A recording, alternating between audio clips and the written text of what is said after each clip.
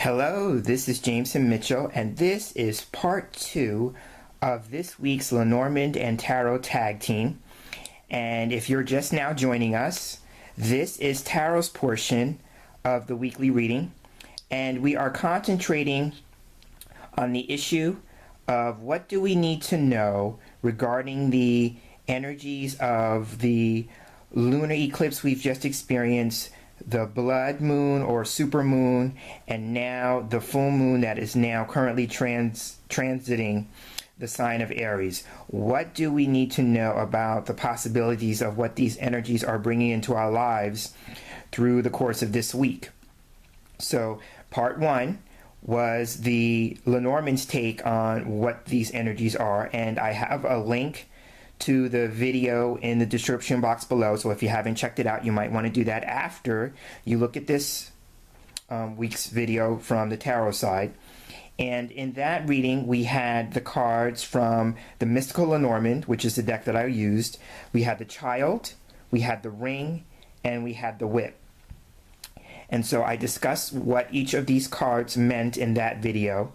And if you notice that typically Lenormand cards have the playing card inserts, and this particular deck does not, but I still addressed that using my hidden dynamics technique and getting the total from the pips of those particular cards. So I thought I would start this off by showing all of you what those particular cards are. So like I said, for the Child, the card is the Jack of Spades, the Ring is the Ace of Clubs, and the Whip is the Jack of Clubs.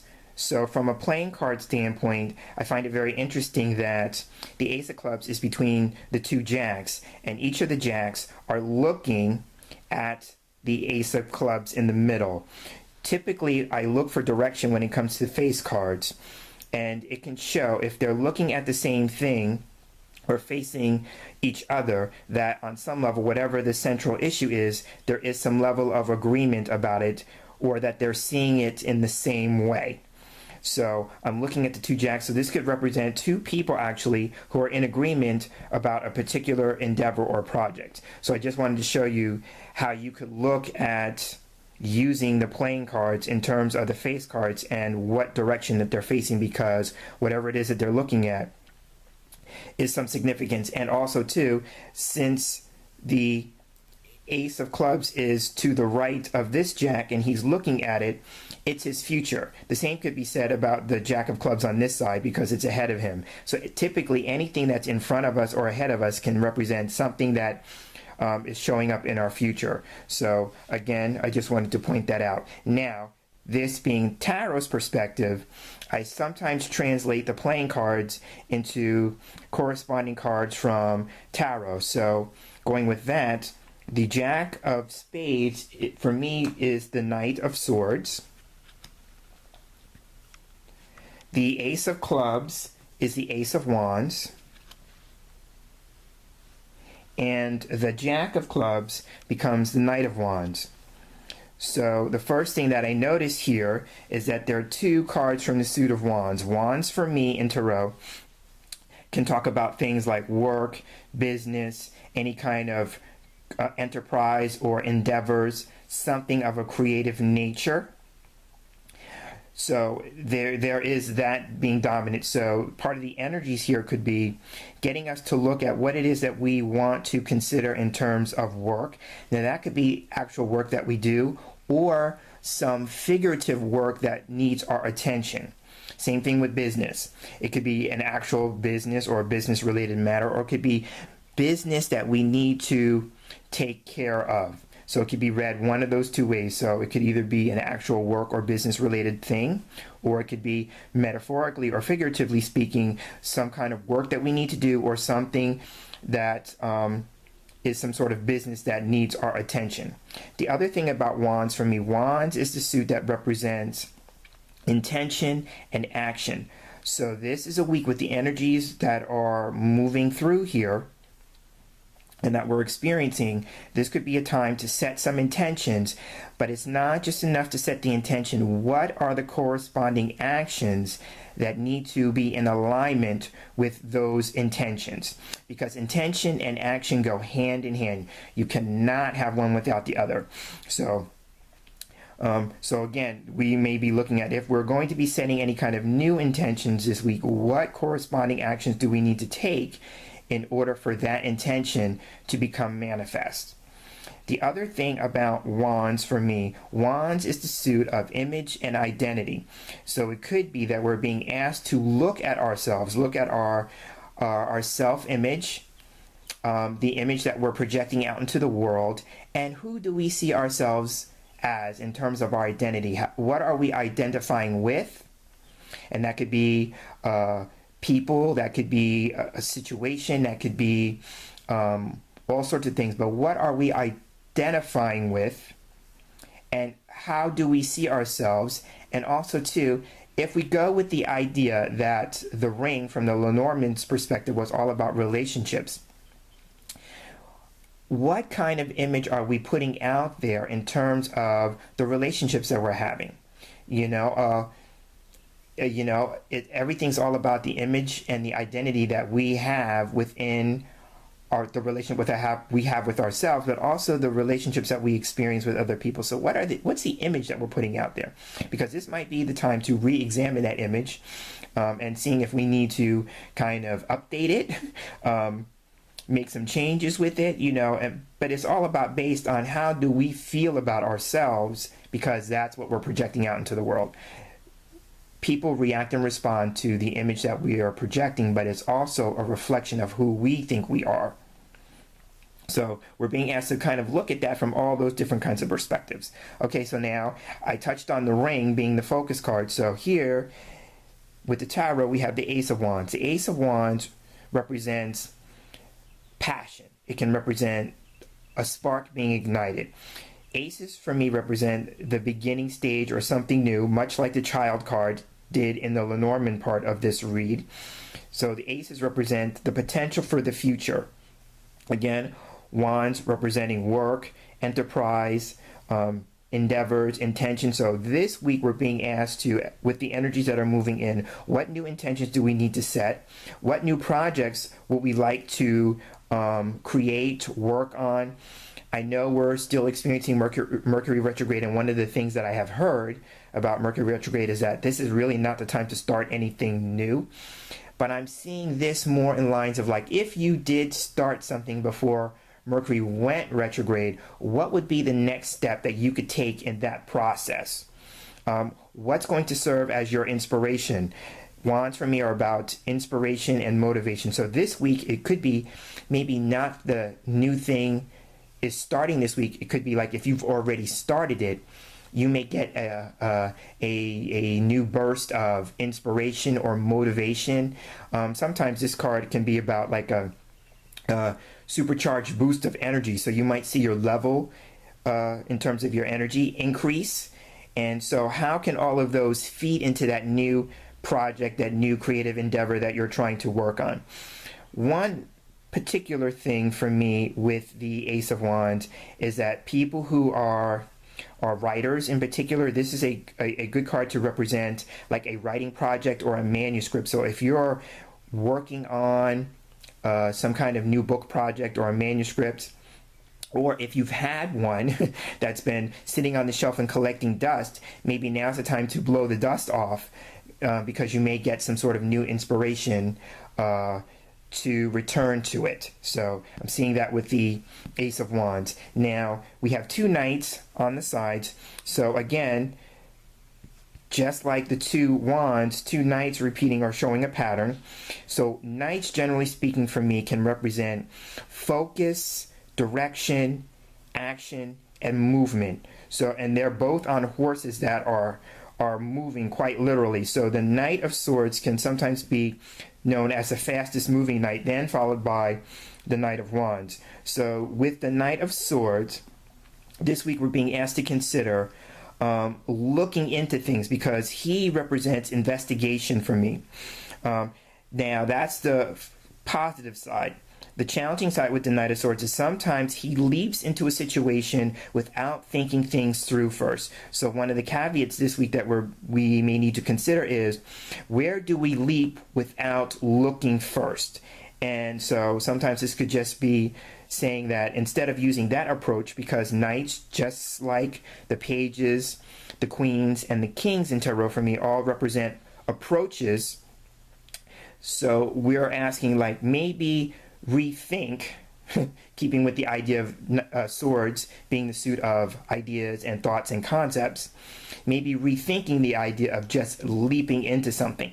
Now, the other thing about it is that he's moving away from the Ace of Wands, so it could be also too, like, moving away from something. What are the things that we need to kind of remove ourselves from? Because this night can also be about like a hasty or sudden exit or departure. So going with that idea, what things do we need to kind of remove ourselves from this week?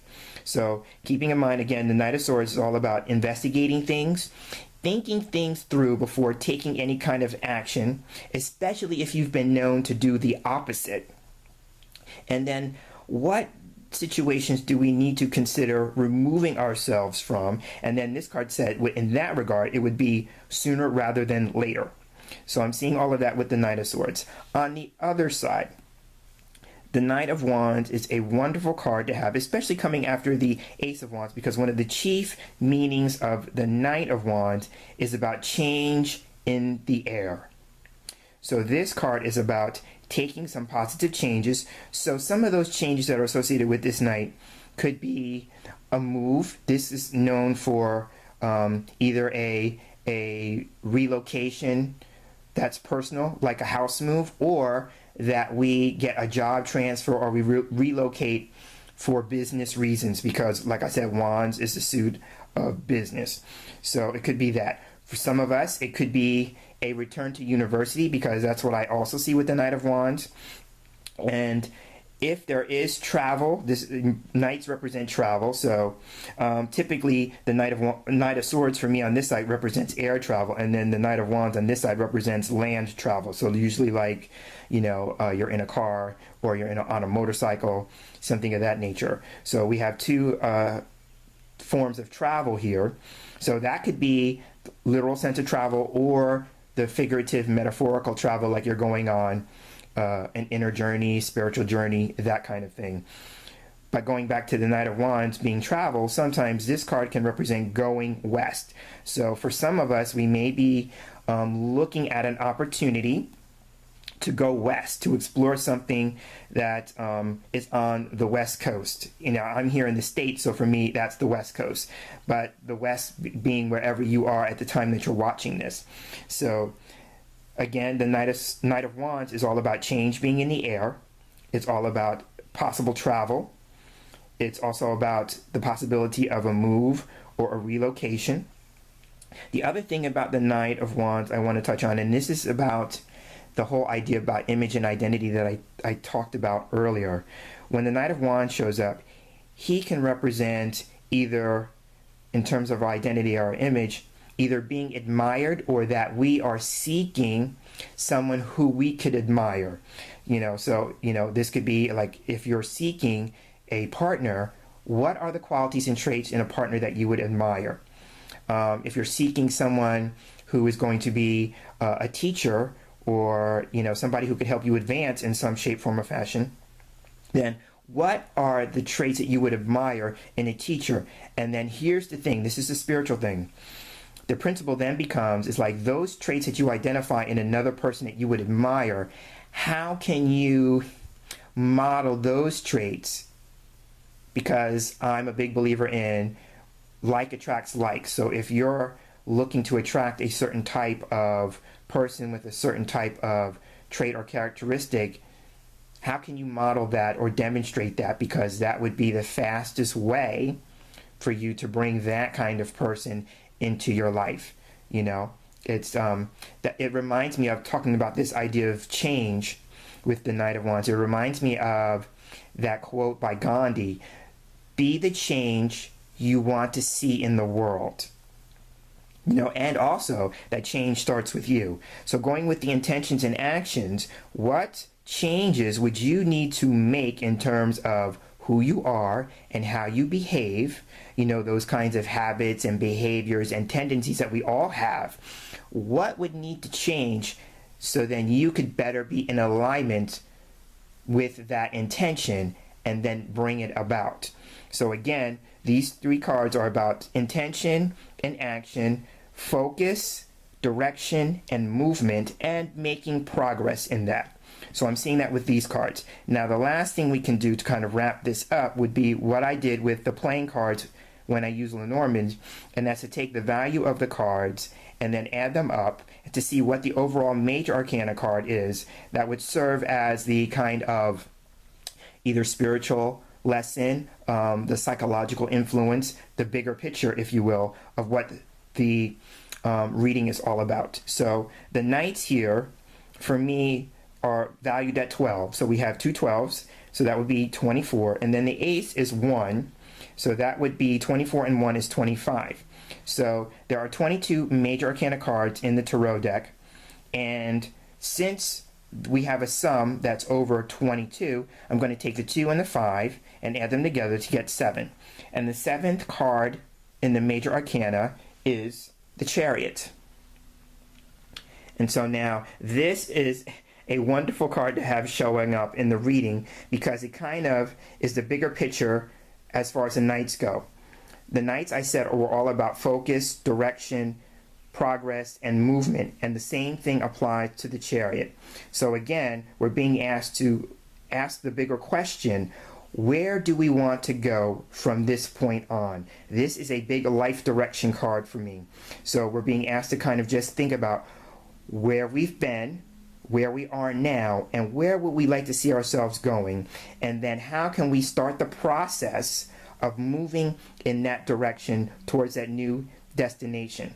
And here's the thing about the Chariot: it's not just about the destination, it's also about the journey.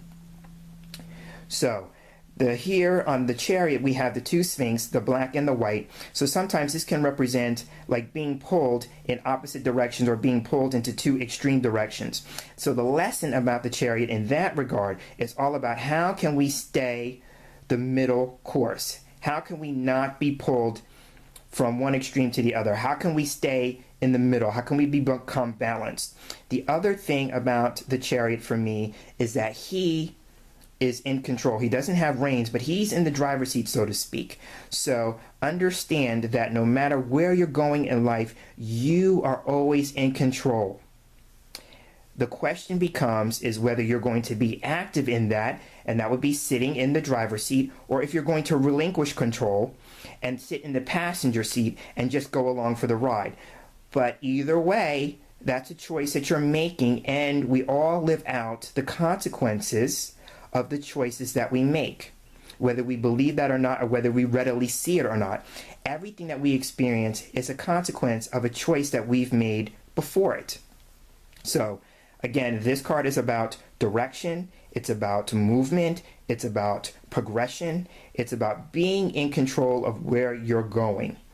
The other thing about the Chariot, this is a positive sign. I sometimes see it in like this. I'm seeing in my head a traffic light, and so sometimes for me the Chariot represents getting the green light, getting the go-ahead to move forward.